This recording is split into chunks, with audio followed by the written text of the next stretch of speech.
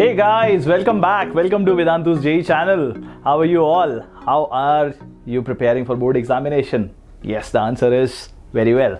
I know you guys are all geared up and are going through the last few days and are all set for the examination. But yes, you are revising. And in this revision, how am I helping you guys? By giving you the formula list of the entire physics of 12th standard. So if you have not, before this, I have already done the recordings for electrostatics, current electricity, magnetism, EMI and AC. Now, in this video, what are we covering? The formulas from optics and modern physics is what we are going to cover over here. Okay guys? So, for all those who are watching me for the first time, this is me, your Suri sir, and also known as Mogambo on this channel, because when you crack an examination, Mogambo khush hota hai. Okay guys, so without wasting any further time, let me take you through this. Yes, these are the list of the chapters in your 12th standard physics examination. So you have electrostatics, Gauss's law, capacitance, current electricity, magnetism, magnetic effects of electric current, then comes your bar magnetism, EMI, AC. So far we have done this already. In this video, I'm going to cover wave optics, ray optics and modern physics. Okay guys, so if you are looking for a lengthy explanation of everything from a particular chapter, this is not the video for that, but I have a solution for that also. If you want to study any of the chapter from physics, chemistry or maths, or for that matter biology as well, then at Vedantu we have the exclusive micro courses just for you guys. What exactly is a micro course? Micro course gives you the opportunity to study any chapter from any subject at your convenience. More amazingly than that, all the micro courses right now are available for you for just ₹1. So what are you waiting for guys? Just use the link in the description, click on that, enroll for micro course, study any chapter from any subject, whichever you want to strengthen your concept in. Okay guys, so what to expect from this particular video is the important formulas and maybe important diagrams as well. Okay, so let's go forward. Let's start with wave optics, and wave optics obviously starts with interference understanding. So this is a typical diagram of, you can say, YDSE, Young's double slit experiment, where we discuss about how the interference pattern is observed on the screen over here. Remember, the path difference is basically the difference of the length of the path which is traveled by the light from the two sources. So S1P and S2P, the gap between them, the difference between them is what we call as the path difference, which is given by D into Y by D, or rather you should write it as Y into small d by capital D. Y is basically the location of any point from the central maxima point.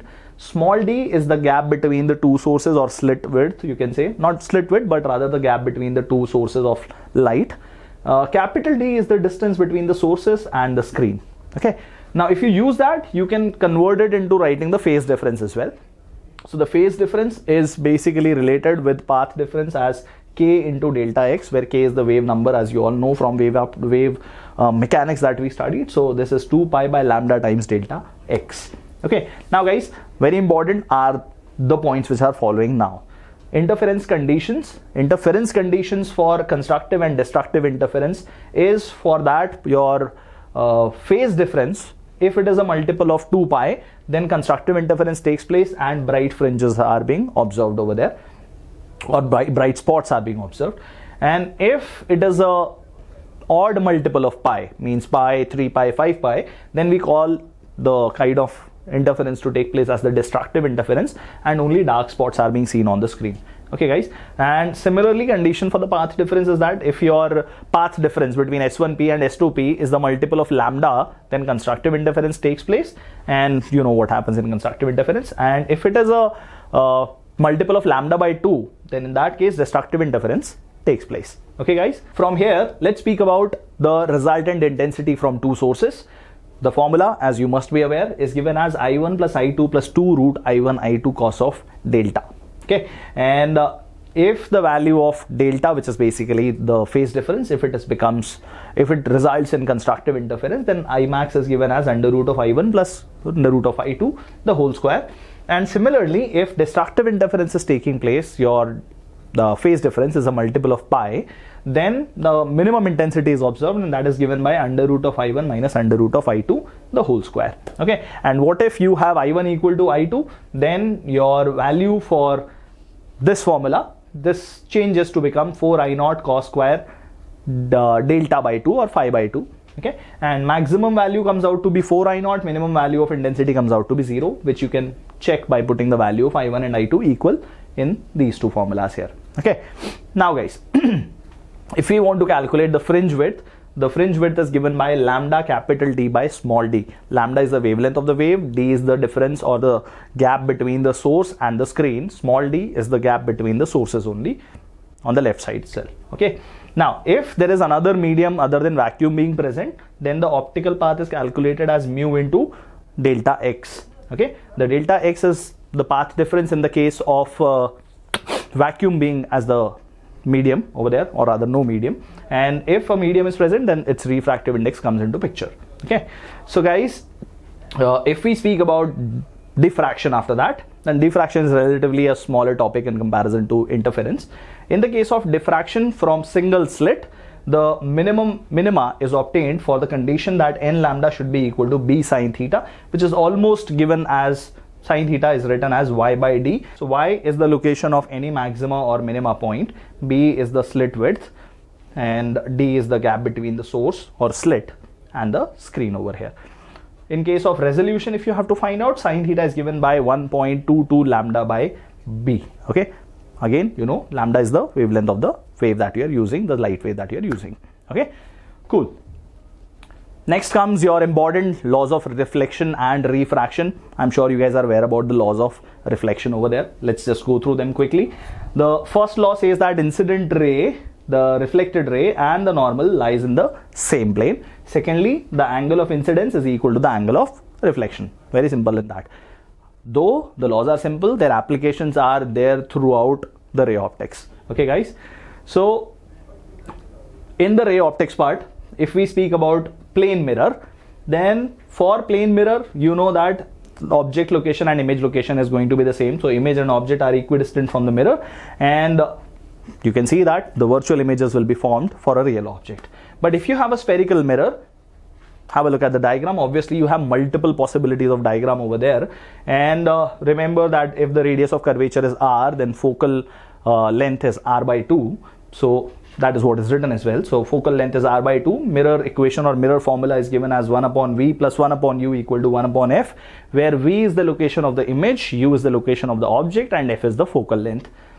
If we speak about the magnification, in this case, yes, in the case of plane mirror, magnification is obviously 1. Exact size of object is the size of the image. But in the case of your spherical mirror, the magnification actually depends upon where exactly object is standing in front of the mirror. So that is given by minus v by u, v location of image, u location of the object. Okay guys, now if we speak about the refractive index calculation, refractive index is given as the speed of light in vacuum divided by the speed of light in medium, something that you have studied in 9th or 10th standard as well. And again, an important law which is very important in terms of problem solving. Snell's law is given as mu1 sin I equal to mu2 sin r. That is what is rearranged to write as sin I upon sin r equal to mu2 by mu1. Okay, this is basically where the refraction has started. So if you have your incident ray coming from one medium going to the other medium, you know that the bending of light away from the normal or towards the normal is basically what we call as the phenomena of refraction. If the light is moving from rarer to denser medium, it will bend towards the normal. If it is moving from denser to rarer medium, yeah, so in that case it will move away from the normal. Usually a very tricky kind of phenomena is being seen and observed and studied as well, called as the apparent depth. The object which is actually at a distance d appears to us to be lifted above the point where it is actually present. So the formula for apparent depth can be calculated by using mu equal to real depth by apparent depth, where d is the real depth and d dash is the apparent depth. Okay, similarly, I'm sure you guys have heard about total internal reflection, and in that case, if the light is traveling from denser to rarer medium, then if it is incident at an angle which is called as the critical angle, then the light just grazes the interface of the two surfaces of the medium. Then the value of sine theta c is equal to 1 upon mu, or the critical angle calculation is sine inverse of 1 by mu, when mu is the refractive index of that medium. Next one is the discussion where we speak about the dispersion through a prism. So from a prism, as we know that there are two surfaces from where the refraction is going to happen. From here, the angle of incidence is I, the angle of refraction R, and this is where the light eventually is emerging at an angle I dash. So this was the original path of the light, and this is the final path. So the deviation between the initial path and the final path of the light is basically what we call as the deviation. How do you calculate that? It is given as I plus I dash minus A, where A is called as the angle of prism. Okay, so for minimum deviation, the formula is something that you should remember. It is given as mu equal to sine A plus angle of minimum deviation by 2 divided by sine A by 2. Okay, delta M is the minimum deviation happening. Okay, this happens when you have I equal to I dash. Okay, and if the value of prism angle is very small, then the deviation is mu minus 1 times A. Okay, now if we move towards the core of the discussion of ray optics, this is where the refraction of spherical surfaces is being studied. So this is one of the diagrams which is there. What is important is to keep this formula in mind, which says mu2 by V minus mu1 by U equal to mu2 minus mu1 by R. V is the location of image from the pole, and mu2 is basically the refractive index of that particular medium. U is where your object is present, its location, and mu1 is basically the refractive index of that particular medium. Okay, and R is basically the radius of curvature of the spherical surface. Okay, more important to that is the lens maker's formula, which is equal to, which says 1 upon F is equal to mu minus 1 upon R1 minus 1 upon R2. Do remember that. And lens formula, we had a mirror formula, we studied about that. Very similar and sometimes confusing it is. There it was 1 upon V plus 1 upon U equal to 1 upon F. Here it is 1 upon V minus 1 upon U equal to 1 upon F, and magnification is V by U. There it is minus V by U. Okay, and the power of lens, I'm sure you guys are aware about that, is the reciprocal of the focal length, and the unit is, you can say, 1 upon meter or meter inverse, also called as diopters. Okay, next is your optical devices. I will recommend going through and practicing the ray diagrams of microscope and telescope. Any of these could be asked in the examination as well. So for a simple microscope which has only a single lens, the value of magnification is D by F. In comparison to that, if we speak about the compound microscope, we have two lenses which are being placed in such a way that the gap between them is D. This is the location of object, and the final image is being formed over here, that is V, and FE is the focal length of the eyepiece. Okay, so in that case, the magnification in the normal adjustment is given as V by U, capital D by FE, where capital D is the gap between the two lenses and FE is the focal length of the eyepiece. Okay, this is where your object is being placed, and this is where the image is basically being formed. Eyepiece is the one which is closer to your eye. Okay, and the resolving power, remember the formula, 2 mu sine theta by lambda, where lambda is the light which is being used over there. Okay, moving on, if we speak about the astronomical telescope, then we have again two lenses being there, and this is the focal length of objective. This time the objective has a bigger focal length, and FE is smaller compared to that. In normal adjustment, the magnification is given as minus FO by FE, which is the ratio of focal length of objective and eyepiece. And what is L? L is basically the gap between the two lenses, which is equal to the addition of the focal lengths. Resolving power 1 upon 1.22 lambda. Okay, remember that, guys. Next one is about the dispersion by prism with small angle of prism here. Okay, so when you have white light entering through a prism, what emerges out is basically the entire VIBGYOR. So the mean deviation is with respect to the color yellow. So the mean deviation for yellow color is given as the same formula that we studied, is mu for yellow color minus y times the angle of prism.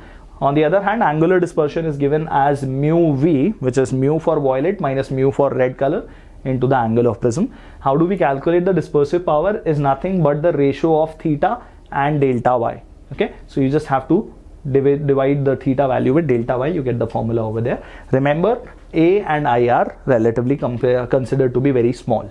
Okay, so if there is dispersion without deviation happening, which is possible for this type of arrangement, have a look at the diagram as well. This is the condition that you have to keep in mind, guys. Note down these 2 points. Deviation without dispersion is what happens in this case. Okay, cool. Okay guys, now this was the optics part. Moving on to the modern physics, and I'm going to start off with the photoelectric effect. In general, the photoelectric effect phenomena is something which we have studied as light incident on a metal surface and electrons being ejected, and this is basically where we talk about light's particle nature. So every packet of energy of light has energy which is equal to h nu, when nu is the frequency of the color of that light, or also given as hc by lambda. Also there we study about the momentum of the photon, which is given as h by lambda, or if you just use these two formula, it is nothing but E by C. Okay. Yes, very important is the photoelectric equation, that the maximum kinetic energy with which your electrons are ejecting from the metal is equal to the amount of energy of the light incident minus the work function. So it is h nu minus h nu naught. You can call it h nu naught, where nu naught will be the threshold frequency. Okay, yeah, the threshold frequency from the same formula is nothing but your ratio of work function with the Planck's constant. Okay guys, similarly, if we speak about stopping potential, the amount of potential that you need to apply externally in order to stop the electrons which are coming out with the maximum kinetic energy can be given as hc by E. This E we are using to convert the expression in the form of electron volt. Otherwise you can just look at it as E being taken there, so that is maximum kinetic energy only hc by lambda minus work function. That means for this equation only, if I convert it as hc by lambda minus h c by lambda naught, or just write it as phi, if you write maximum kinetic energy as being stopped by the external voltage which is trying to stop the electron which is coming out with maximum kinetic energy, so this is written as ev naught. So divide this equation by E, the same formula is coming from the photoelectric equation. So this is nothing but the photoelectric equation only. The graph for that has been drawn as well. Similarly, de Broglie's wavelength, that is given as lambda equal to h upon p. Okay, you can see that it is nothing but the same formula over here. Moving on, now if we speak about the atomic structure according to the Bohr's atomic model, the value of different orbits around the nucleus is given by the formula which is written over here, where m is the mass of the electron, z is the atomic number, e is the charge of an electron, h is Planck's constant, and n is the nth orbit over here. Instead of remembering that, what is advisable is to remember this formula, that minus 13.6 z square by n square electron volt is the energy of a given Bohr's orbit. Okay, similarly, if you calculate the radius of the Bohr's orbit, remember this formula which is n square a naught by z, where a naught is 0.529 angstrom. Okay, similarly for angular momentum quantization, the angular momentum is given as nh upon 2 pi, one of the postulates of Bohr's atomic model. You know that whenever electrons will make transition from one energy level to the other one, depending upon if it is going from higher energy level to lower energy level, it will have to emit some of its energy. So in that case, the energy is emitted in the form of a photon. The amount of energy of that photon is basically the difference of the energy levels over there. Very simple common sense over by using it. Okay, and the wavelength, if you want to calculate, if there is a transition of electron from nth to mth orbit, from n to m, is given by rz square. 1 upon wavelength is what we are calculating. Rz square in bracket 1 upon n square minus 1 upon m square. That means the first orbit minus the second orbit. Okay, 1 upon n square minus 1 upon m square. Okay guys, moving on. Now if I speak about the formulas which are related to the nuclear physics, then remember this formula for calculation of the radii of a nucleus. So it is r naught a to the power 1 by 3, where r naught value is 1.1 into 10 to the power minus 15, and a is the atomic mass of that particular element. Yes, this is something that we have studied in chemical kinetics also. There's a first order kinetics when there is a radioactive decay happening. So that is dN by dt equal to minus of lambda n. Okay, and lambda is basically the proportionality constant or decay constant also. If you try to rearrange and simplify this equation, because that is a differential one. So it becomes n equal to n naught e to the power minus lambda t. And there is one more form, which is population after nth life. It is given as n equal to n naught by 2 to the power n. Okay, these are related formulas. Okay, just the solutions of that. Half-life is given by ln2 by lambda, or ln2 is 0.693. On the other hand, average life is nothing but the reciprocal of your decay constant. That means 1 upon lambda. Okay, guys. Yes, there are definitely expect a question from mass defect. So mass defect is basically what we expect the mass of the nucleus to be. It is actually little less than what we are expecting it to be. So if we try to calculate the mass defect, it is basically the number of protons multiplied by the atomic number plus number of neutrons multiplied by the mass of each and every neutron over here. Yeah, so Z is basically the number of protons, that is atomic number, multiplied by the mass of the proton. This is the number of neutrons being calculated multiplied by the mass of the neutron. Yeah, it becomes little confusing more also. And so this basically is what it is giving you, is the total mass of the nucleons. What are the nucleons? Nucleons are the things which are present inside your nucleus, and nucleus has protons and neutrons only. So number of protons multiplied by mass of proton. One more time revising it. Mass of each and every neutron multiplied by the number of neutron gives you the total mass of the nucleons which is expected. But the actual mass of the nucleus is capital M. So the difference between them is basically what we call as the mass defect. So if we calculate or try to calculate the value of the binding energy associated with it, it is basically nothing but the mass defect multiplied by c square, where c is the speed of light. Okay, and q value similarly is ui minus uf, initial and final energy which is expected, and the energy which is released, q value which is released in a nuclear reaction, is what we are talking about. So this is what it is, delta mc square. Okay, so what is delta m? It's the same thing, that is the mass defect. Okay, guys. Okay, coming to the semiconductors and devices part, I have taken one of the transistors as the reference diagram over here. So what we have is one of the typical transistor diagram, where we have emitter current being equal to base current plus collector current, usually the case of a transistor. And what is important over here is the alpha and beta parameter calculations, where alpha parameter is calculated for IC by IE, collector current by emitter current, and beta, the other parameter, is calculated as IC by IB. So it is ratio of collector current with emitter and the base current. Okay, the relation between alpha and beta can be easily found. It is given as beta equal to alpha upon 1 minus alpha. Okay, guys. And yes, transconductance can be found by calculating the change in the conductor conduction current and collector current. The transconductance can be calculated as the ratio of change in the collector current by the change in the voltage of base and emitter junction. Okay, guys. Apart from that, logic gates. There are many logic gates that we study, including AND gate, OR gate, NOT gate, and then successive combinations of that, studied under Boolean algebra. So these are the various truth tables being written over here for AND gate, OR gate, NAND gate, which is not AND gate put together. Similarly, NOR gate and XOR gate. So go through the truth tables accordingly, because I would not recommend to memorize this. Only what you should remember is AND and OR gate, and what happens when you have an input coming across a NOT gate. Depending upon the possibility of a given diagram with respect to various logic gates, you'll be able to find out the respective logic gate truth table over here. Okay, right? You may expect a question from the logic gates to find out and write down the truth table of a given circuit diagram. Okay, guys.